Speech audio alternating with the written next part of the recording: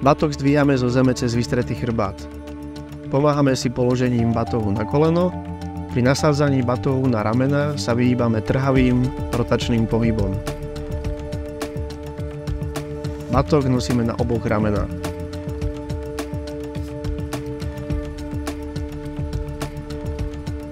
Medzi časté chyby patrí zdvíhanie a zosadenie batohu cez ohnutý chrbát, nasadenie a zosadenie batohu pomocou prílišného rotačného pohybu priamo zo zeme alebo na zem. Nesprávne je aj nosenie batohu cez jedno rameno. Pri zdvíhaní a ukladaní vybavenia pomocou výpadu dbáme na neutrálnu polohu chrbta a kontrolovaný vyvážený pohyb smerom nahor alebo nadol.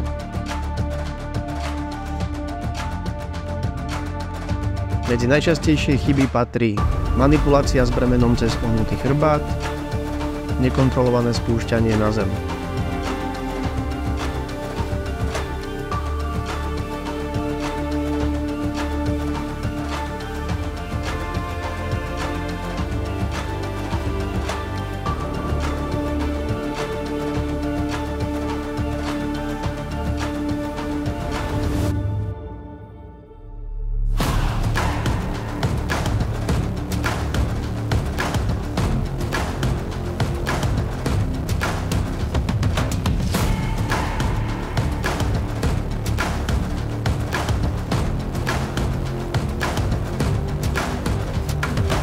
Dbáme na polohovanie nosidiel cez mŕtvý ťah.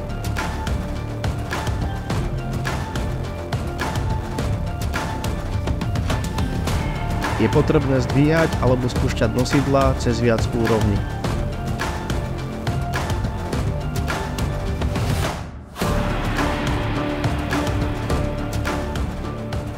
Medzi najčastejšie chyby patrí nerešpektovanie neutrálnej polohy chrbta, nedostatočný pohyb v oblasti bedier alebo kolien, spúšťanie alebo zdvíhanie nosidiel na jeden krát.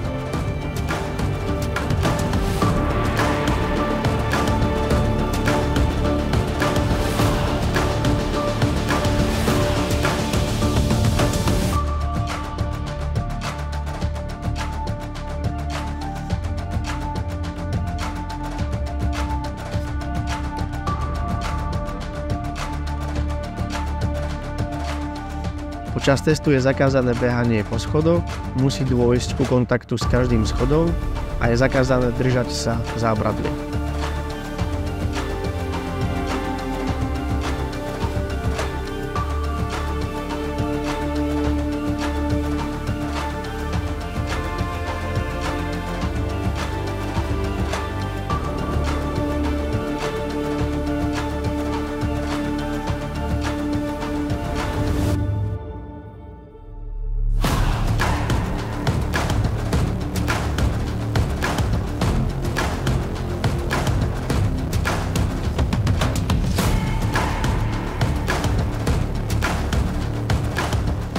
Pri zdvíhaní a ukladaní vybavenia pomocou mŕtvého ťahu dbáme na neutrálnu polohu chrbta a dostatočné zapojenie bedier a kolien.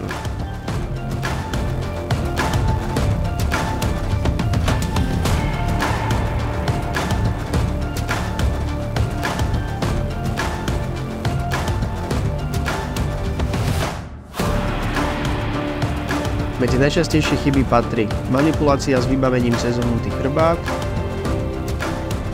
nedostatočné zapojenie bedier a kolien do pohybu.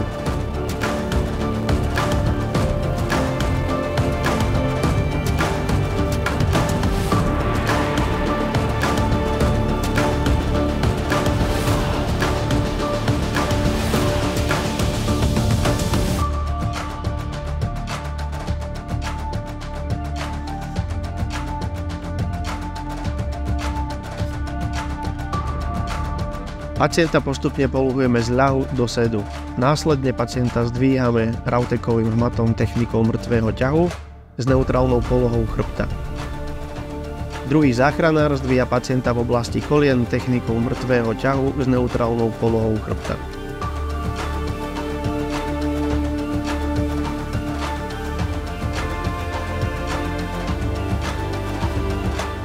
Medzi časté chyby patrí zdvíhanie pacienta priamo z ležiacej polohy či nepoužitie Rautekovho hmatu, čo predstavuje nebezpečenstvo pádu a zlej manipulácie.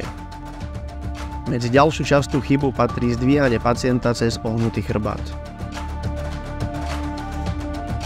Je nevyhnutné pripútanie pacienta pomocou trojbodového pásu.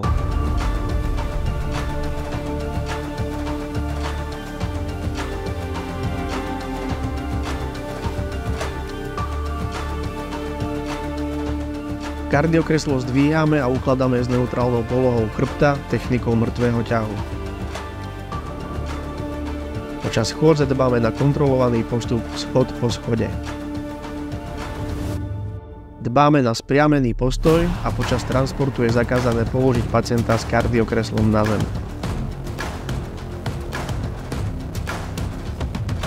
Medzi časté chyby patrí nesprávny smer pacienta pri znášaní, nesprávny smer záchranárov, čo predstavuje riziko pádu, manipulácia s kardiokreslom cez ohnutý chrbát, častou chybou je aj zlá koordinácia záchranárov.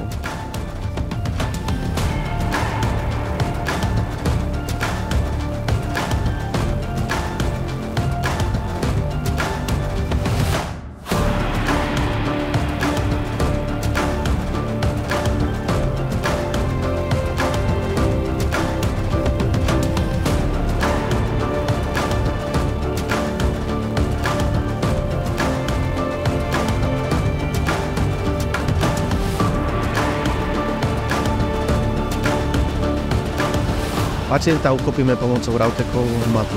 Pri ukladaní pacienta dbáme na neutrálnu polohu chrbta pomocou mŕtvého ťahu. Pacienta kontrolovane polohujeme do ľahu.